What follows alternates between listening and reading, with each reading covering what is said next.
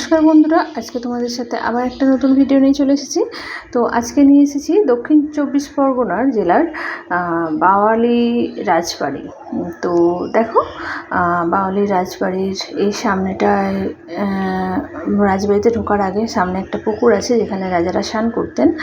তো আর পুকুরের ওই পারটা আছে পার্কিং, যেখানে সমস্ত মানুষ গিয়ে থাকে যারা, তো তারা গাড়ি নিয়ে গেলে ওখানে গাড়ি পার্কিং করতে হয়।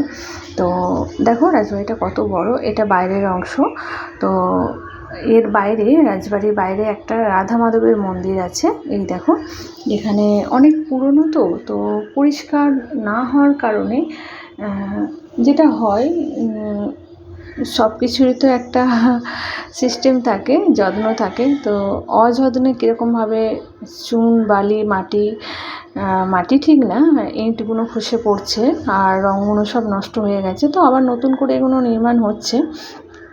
তো নতুন করে রং করলে আবার সুন্দরভাবে আবার পরিবেশটা আরও সুন্দর হয়ে যাবে।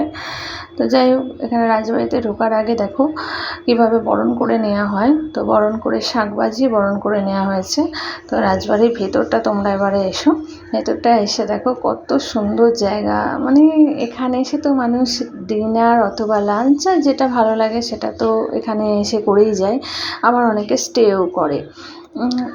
তো জায়গাটা অসাধারণ, যেহেতু রাজবাড়ি তো অসাধারণ হওয়ারই কথা।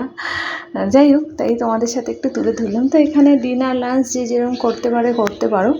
তো ভেজ থালি এখানে কিন্তু 1300 টাকা থেকে, আর নন ভেজ হচ্ছে 3000। সেখানে মাটন মাছ দুটোই থাকবে। আর ভেজের মধ্যে তোমার থাকছে শুক্তো, পোস্ত আর ডাল, ভাজা একটা থাকে।